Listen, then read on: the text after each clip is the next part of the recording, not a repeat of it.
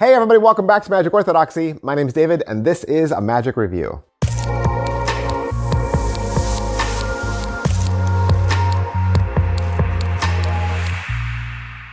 Hey everybody, welcome back to the channel. Thanks for being here. Thanks for hanging out with me for another day of Magic Reviews, both the latest and the greatest. Today, we're looking at one of the tricks that is now the buzz of the internet. It is any thought of card to pocket. When this launched, day one, sold out. And so currently they're all working on getting you some more tricks so that other people can purchase this.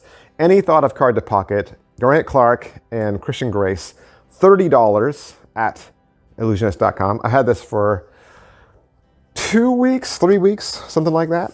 And so the way the plot goes is deck is shuffled up, okay? And you tell the spectator, we're just gonna work with a handful of cards, okay? So just take the deck, you give it to them, and they count off a handful of cards. They know the number, and they flip them face up so they can see them, and they fan through the cards. And of those cards that are just randomly on top, right, they're gonna mentally select one. Now, there's no fishing, there's no questions, there's no math, okay? There's no marked deck. They're gonna think of one of those cards, close it up, put it back down in their hands, and then you just merely ask them, what card were you thinking of? And they're like, you want me to tell you? You're like, yeah. So they say ace of clubs or whatever.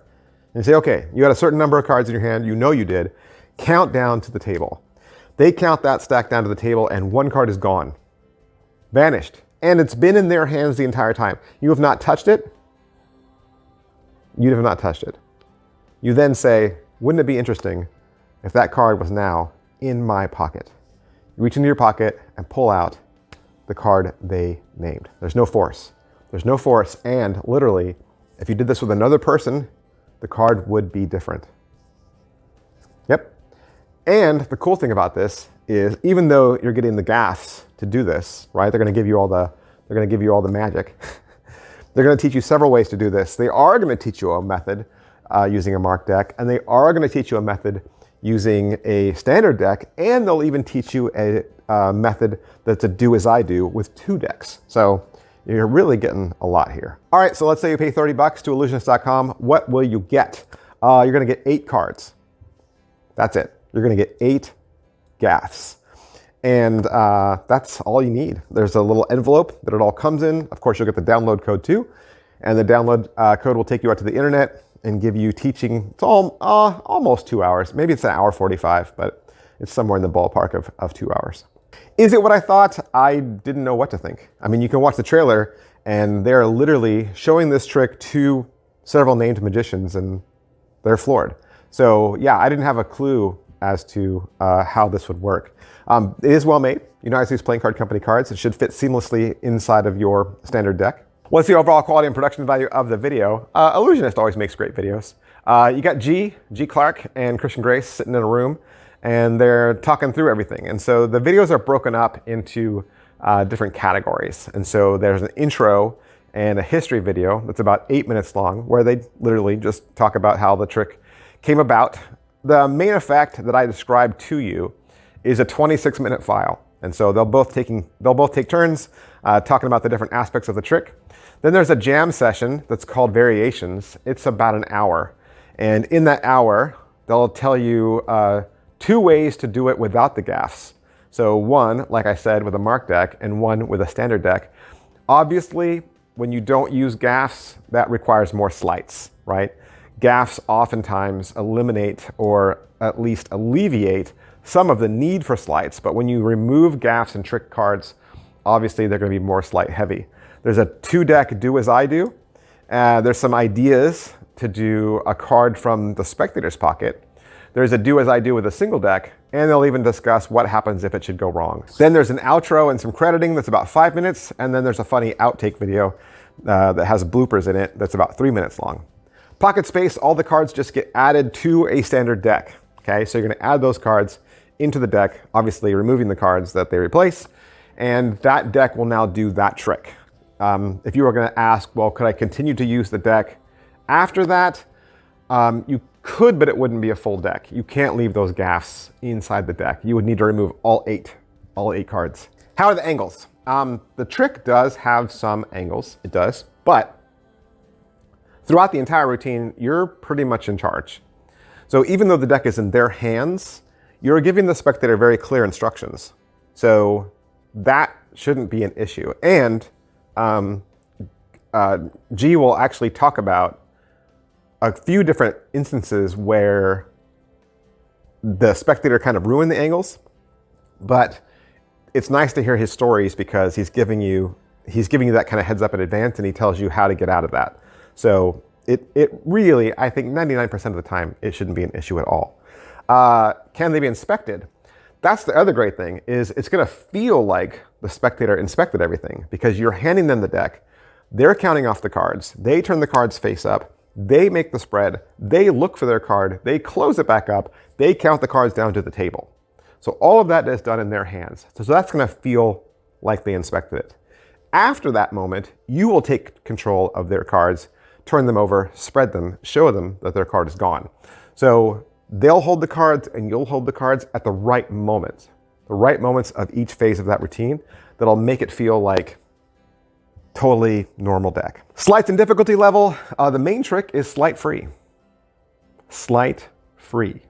No palming, no holding a break, no riffle force, nothing. The main effect is done chiefly in their hands, and there's only a slight nuance that you'll do at the end, but yeah, no sleights at all. Setup and reset. Of course, you need to prepare the deck. You're going to add the gaffs in, and you're going to make sure that you're aware of all your orientations. All right, so the positives. What are the positives to this trick?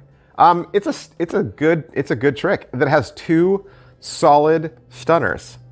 I think the funny thing is, normally a trick that has an end and then a kicker, the kicker ends up being stronger than the first, right? That's kind of why we call it the kicker. And then the kicker is they're all blank. And you're like, what?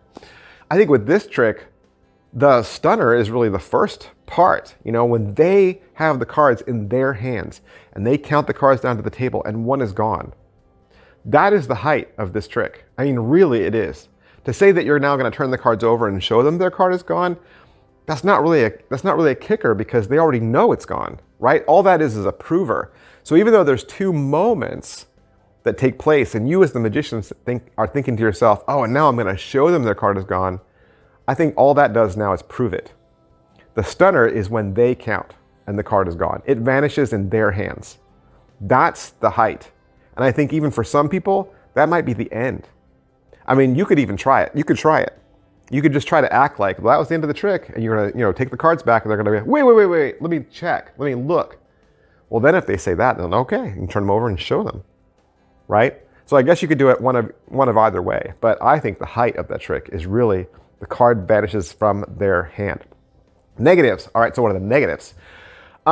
You might be underwhelmed when you see the gaffs. You might feel like you're spending $30 on some miraculous new thing, and then when you see them, you're like, oh, these are the gaffs? And you may well recognize the gaffs. You may. And they don't hide from that. They call it out in the video itself. I have an older trick.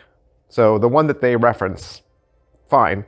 I have an older cards across effect from Daryl that feels very similar to this in method. It's different. It is different, but the whole plot felt similar.